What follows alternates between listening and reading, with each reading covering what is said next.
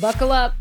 Big changes are coming to the real estate industry on August 17th. The way realtor commissions are going to be paid is going to be changing as of August 17th. And now buyers are going to be on the hook for having to pay their real estate agents. In this video, I'm going to explain to you what those changes are, how it's going to affect the buyers, and how you should be navigating this. And I'm getting a lot of questions about this. I had to do a video about it. For those of you who just hating on real estate agents, can do me a favor, please be kind. I'm just giving out information. I know you're all hating on us right now. Please don't hate on me. I'm just a messenger. I'm just trying to pass on information to educate people. Okay? Thanks. Back in March, the National Association of Realtors reached a settlement with the two cases. You may recall me talking about this before. There was a case that was filed that was called the Sitzer-Burnett case and the Merle case. So in March, the National Association of Realtors, they settled to the tune of $418 million, and they agreed to make changes in the way the real estate commissions are structured. So that lawsuit basically said that it was unfair for sellers to be paying the commission not only to their listing agent, but also to the buyer's agent. Now they're making it where each party is responsible to compensate their own agent. So the way it currently works now, and it's been working for like the past, I don't know how many years now, for a very long time, is that say the seller is going to list their house with a listing agent, a real estate company, and then they chose to pay 5%, on average 5%, sometimes 6%. And then what happens is the agent, the buyer's agent who brings the buyer to purchase the home, that commission is then split between the listing agent and the buyer's agent. So 2.5 to the listing agent, 2.5 to the buyer's agent. So now that is going away. A seller can choose not to offer any buyer agent compensation. They can choose to only pay their listing agent and then leaving it up to the buyer to pay for the services of their buyer's agent. Now, a seller can still choose to offer buyer agent compensation. So it doesn't mean it's completely out that, you can't offer any compensation at all. You can choose to, and it doesn't have to be 2.5%, it doesn't have to be 2%. It could be whatever you want, but you can also choose to offer zero to that buyer's agent. This has thrown so many home buyers into a panic because it's expensive as it is to buy a home. Like you have to save your down payment, your closing costs. Now you have to have money set aside to potentially pay for your real estate agent. It's a lot. I get it. So if you're looking to buy a home after August 17th, here are some changes that buyers need to be aware of and how you should navigate this. As of August 17th, it's going to be a law. You are required to have a signed buyer agency agreement with your real estate agent. Now, in that agreement, it's going to have whatever fee you and that real estate agent come up with as to what that agent will be paid. Now, what will that fee look like? That agent can decide to do just a flat fee, or they could do a percentage like what they've gotten in the past, 2%, 2.5% of the sale price. Now, this is going to be something you're going to be negotiating with the real estate agent. If you are in need of a real estate agent, you want to hire a buyer's agent, I recommend interviewing 3 realtors. Ask them questions. What kind of services are they going to provide? Ask them what the fees are going to be. Now that part is going to be important. So if an agent's saying, pay me a flat fee of $2,000 or $3,000, whatever, what are you getting with that flat fee? Is that agent just going to be opening doors for you and letting you in the property? Or are they going to maybe write a contract for you and then you're on your own? Are they going to be a full service agent? Are they going to take you to properties, show you the properties, write the offer, negotiate the offer, handling the home inspection negotiations with the listing agent, doing all the things that we all do on a regular basis when working with our buyers? So it's very important that you understand exactly what that agent's going to be doing for you. There are 2 companies right now that I'm aware of. I've talked about before. There's a company in California called Aviva and a company in Miami called Baycom, and they are a real estate company, but their agents are flat fee agents. They charge like a few thousand to several $1,000s, and all they'll do is they'll open a door, they'll get you into properties, and in some cases they'll write the contract for you, but then after that they step out. They don't get involved in negotiations or anything else that goes on with that transaction. Be careful. Remember, you get what you pay for. If you're going to be working with a flat fee agent, you're going to be on your own for a lot of that. Now, getting back to these buyer agency agreements. Now, the agreements can be, 3 months long, 6 months long. It's whatever you and your agent agree to, however long you want that contract to be. Now, I've been asked this question. What if I just want to see one property? I don't have a real estate agent. You can call a real estate agent if you want to see a property, and you can sign an agreement for just that one day, for that one showing, so they can get you in to show you the property. It's not forcing you to commit to work with that agent. You can have this one-day agreement to see the property. And hey, it's like a trial run. If you like the person, then maybe you want to consider entering in a longer-term agreement with them. Now, what about open houses? I'm getting this question a lot. People are hearing that you can't go visit an open house if you don't have an agent representing you and you don't have a signed buyer agency agreement. That is not true. You can go visit an open house, but you need to understand that there's going to be a lot of information at that open house explaining that the agent hosting that open house is representing the seller. So here's an example. Here in New Jersey, all of these new rules are going into effect August 1st. So starting August 1st, you walk into an open house in New Jersey, you're going to see a sign posted. We actually now have to post signs explaining who the agent is representing. So here's the example. It says here, attention prospective purchasers, please read this sign carefully. This is to advise you that the agent who is conducting this open house represents the seller and is required by law to promote the interest of the seller. Any information you give this agent is not considered confidential under New Jersey law and could be disclosed to the seller of this property.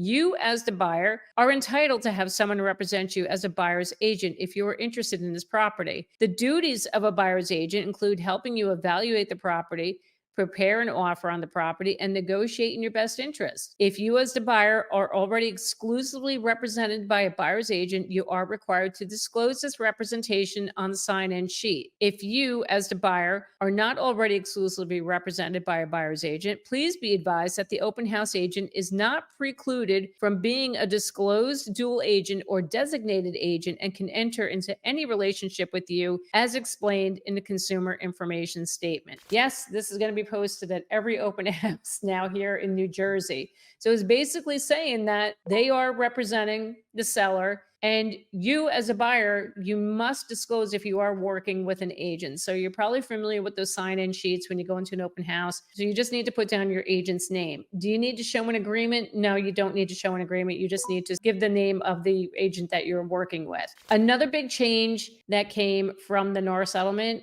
is that the buyer agent compensation can no longer be displayed on the public multiple listing service. And you're thinking, so what's the big deal? This is a big deal. Hear me out. So right now, when you go to look up a listing for us agents, when we look at a listing, we can see what the buyer agent compensation payout is. So it's either 2.5%, 2%, even less in some cases right now. We are seeing it now.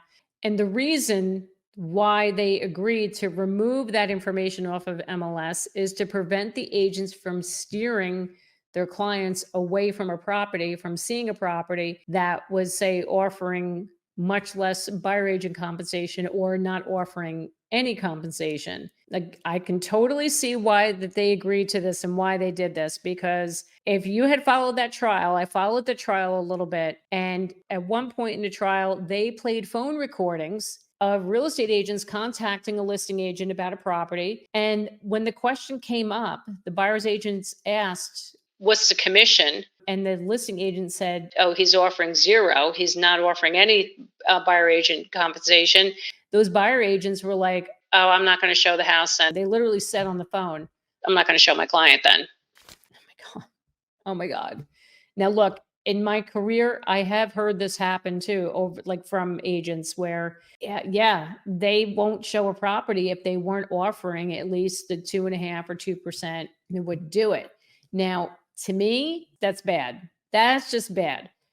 And I get it. Look, we all work hard as real estate agents, especially working with buyers. I totally understand that, but we're here to service a client. Okay. And if you're keeping them from seeing a property because you're not being paid, or, you're not being paid like what you're used to getting paid, say 2.5, 2%, you're doing them a complete disservice. And I know agents are probably screaming at their TV right now that I'm even saying this, but we all got to do the right thing by our clients. And thank God a lot of agents are leaving this business right now because they got into this in 2021 thinking this is easy money. And I'm sorry. I mean, here in New Jersey, we've already lost like 6,000 agents in the state. We have, and people are bailing, I think, because of this whole settlement thing.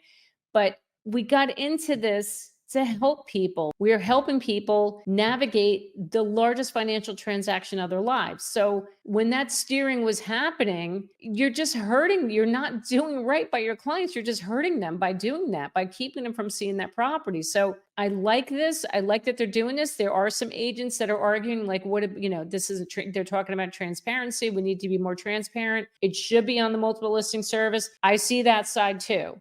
But after hearing those recorded phone conversations at the trial of what these agents say, no, I'm not showing that property. Oh my God. I can't. I can't believe that. This is what gives real estate agents a bad name. I'm sorry. We got to do better. So to me, this is a positive change, is to prevent agents from steering people away from a property they want to save because they're not getting paid or paid enough on that transaction. So now let's talk about what does happen if you find a house and you find out that the seller's not offering to pay your real estate agent. Okay, let's not panic. What you could do is when you write the offer, you could ask the seller to help pay those fees towards your agent. Now, you can ask for the full amount, whatever your agreement is with your agent, what that fee is, or you can ask to maybe split it, pay half. You can ask them to do that. Now, if it's zero, they're saying no, then that's where, unfortunately, you are going to have to come up with the money to pay your agent. Now, a theory that I have, and this is a theory, and I'm not trying to make people angry about what I'm about to say, but what I think could potentially happen if the seller's offering zero compensation, what I think may end up happening is that